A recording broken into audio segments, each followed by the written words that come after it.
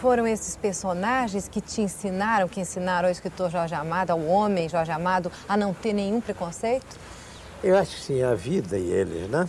Eu hoje me dou conta de como eu sou menos preconceituoso do que quando era jovem. Hoje eu me dou conta de como eu era preconceituoso quando era jovem. Mas no seu trabalho você sempre subverte a moralidade vigente. Sim, é verdade que eu sempre estou em luta com isso, luta pela liberdade.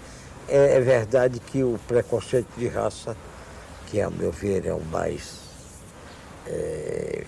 vil, o mais asqueroso de todos, eu combati desde o meu primeiro livro até o último, espero que será até o derradeiro. Porém, eu hoje sinto que eu sou muito menos preconceituoso diante de todas as coisas da vida inteira do que eu era antes. Você é mais facilmente preconceituoso quando jovem, porque a vida vai te ensinando, você vai aprendendo, você aprende a cada dia. E às vezes você não fica melhor, mas você fica mais capaz de compreender as coisas. Quer dizer, hoje eu compreendo, houve um momento, por exemplo, que meu julgamento das coisas se passava sobre uma ideologia de ordem política. Através então, daquela coisa. Isso, tudo que é ideologia, eu tenho horror de ideologia hoje. Tudo que é ideologia te limita. Porque a ideologia é como aquela coisa que põe nos cavalos, como é que chama isso aqui?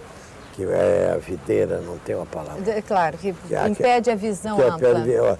Que impede que o cavalo veja, a não ser aquilo que está na frente dele, quando ele está puxando a carroça ou coisa, não é aquilo. Então te limita de uma forma terrível. Você não pensa por tua cabeça. Você, Jorge, é um escritor que ganhou muito, você pode dizer talvez um escritor milionário. O dinheiro te dá prazer em quê? Eu ganho com meus livros o que me dá para viver modestamente e dignamente com minha família. Eu sou um escritor profissional. Hoje no Brasil já temos alguns. Houve um momento, nos idos de 60, né, que éramos dois no Brasil que vivíamos disso, Érico Veríssimo e eu, que viviam, eu digo, dos seus direitos autorais.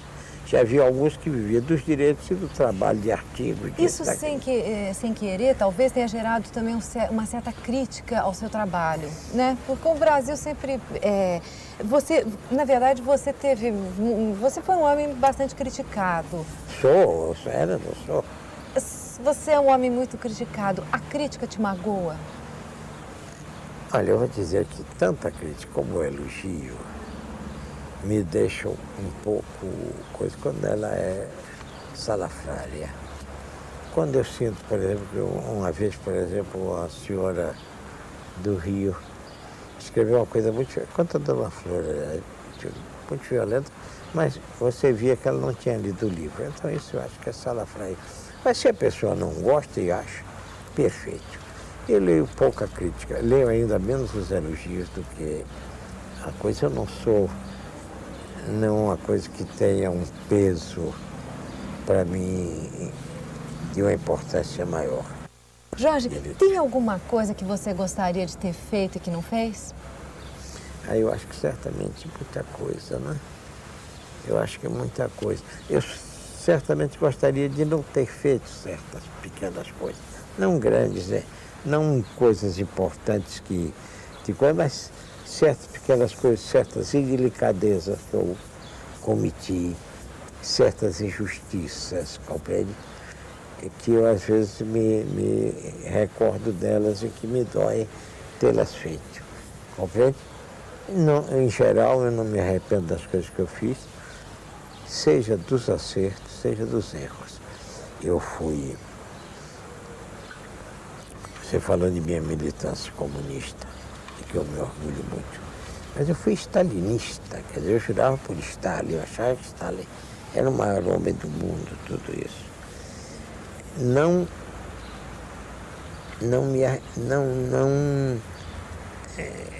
me voto o desprezo por isso, porque eu fui de uma forma correta e generosa. Eu achava isso. Eu achava que era isso. Eu não fui por nenhum interesse mesquinho imediato, porque se fosse por interesse mesquinho, eu não estava lutando do outro lado. Você é um homem que alcançou tudo que você queria. Tem uma coisa que você gostaria? Eu digo mais, eu vou te dizer, Bruno, eu acho que eu tive mais do que eu pedi, do que eu mereci. Eu acho que a vida foi extremamente generosa comigo até hoje. Começar pela mulher que me deu, né?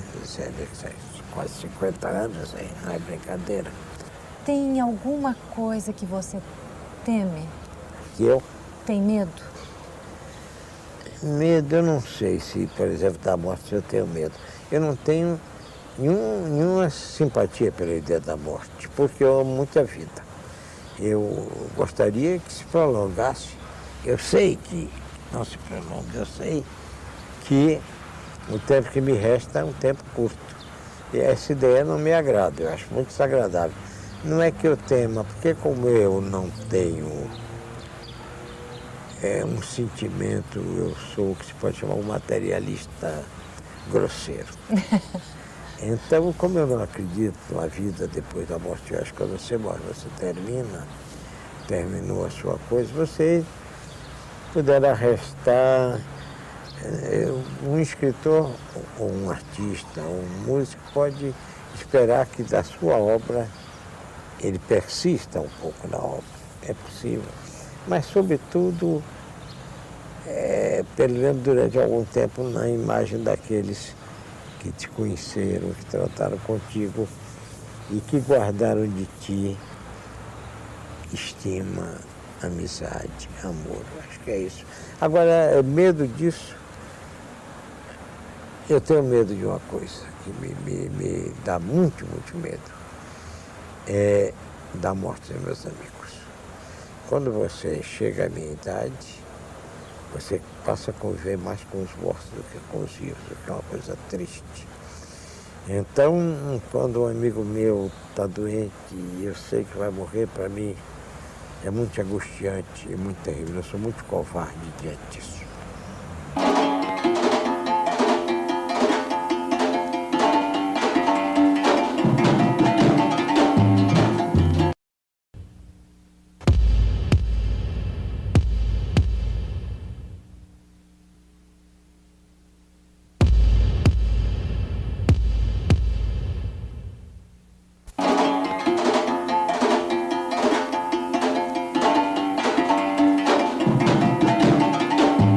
Gisélia, você tinha avós paternos anarquistas, maternos católicos. Para que lado você pendeu? Eu acho que eu pendi mais para o anarquismo, sabe? Pela livre pensadora, eu sou muito insubordinada, eu gosto de fazer as coisas que me agradam e não me submeto muito às coisas, não. Agora, tantos anos você passou como a mulher do Jorge, né? É verdade. Você, em algum momento da sua vida, você se sentiu sufocada nesse papel? Nunca. Nunca me senti sufocada. Eu sempre procurei ter uma atividade, sempre procurei ser útil ao escritor. Porque quando eu conheci o Jorge, em 1945, eu já conhecia ele muito antes, porque eu lia os livros dele. Não só eu era fã do escritor, como do homem, do lutador, do cara que enfrentava as leis, do cara que se exilava, que voltava e ia para a cadeia. Tudo isso eu acompanhava todos os passos dele. Quer dizer, você foi numa de admiradora. De admiradora, mas não tinha nada a ver com amor, não. Só depois que eu conheci pessoalmente, com a convivência, é que a coisa surgiu de uma forma forte, não é? Em algum momento, em toda essa trajetória muito rica, em que o Jorge tem uma biografia muito rica, você sentiu que você estava vivendo uma vida que não era a sua? Olha, todas as vidas que eu vivi, eu considerei vidas minhas. Eu fiz por isso. Mesmo ao lado de Jorge, desde o primeiro dia que eu fui morar com ele, e a primeira coisa que eu fiz quando eu casei com Jorge foi aprender datilografia, veja lá, para poder bater a máquina os originais dele. E foi o que eu fiz até hoje. Quem bate os originais dos livros dele sou eu. Eu aprendi a fotografar, quer dizer, comprei uma máquina fotográfica e comecei a fotografar até hoje. Tanto é que eu tenho um livro publicado, um livro de fotografias. E na Fundação Jorge Amado, lá em Salvador, a parte, o térreo da fundação é uma exposição permanente de fotos feitas por mim, de Jorge em toda a parte do mundo. Quer dizer, eu sempre tive uma atividade que eu procurei desenvolver. Então, eu sempre me senti bem ao lado dele. Eu sempre fui recebida e tratada pelos amigos de Jorge no mesmo pé de igualdade. Eu nunca fui tratada assim como em segundo lugar, nunca. Então, era assim. E você também tem uma memória extraordinária, né? Você demonstrou isso em todos os seus trabalhos. Você sabe que eu acabei de escrever agora meu 5º livro de memória. E eu nunca fiz uma anotação, nunca tive um diário, nada. As coisas parecem que estão armazenadas dentro de mim. Eu acho que tudo que ficou em mim é que tem importância, não precisa ser escrito. Eu escrevendo, então, não é tão importante assim. E Zélia, em que momento você descobriu que você poderia escrever? Eu nunca descobri que eu poderia viver. Tudo que acontece comigo é por acaso.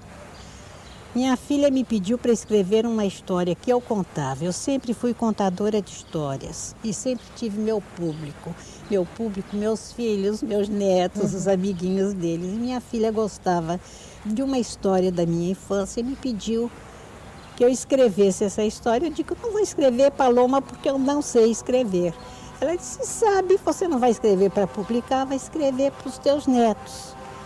Aí eu comecei, achei que podia escrever essa história em 2 páginas e a história cresceu. Foi crescendo, crescendo, crescendo e eu fiquei um pouco assustada, não tinha chegado nem na metade. Aí eu criei coragem e mostrei para Jorge. Por exemplo, para criar essa coragem,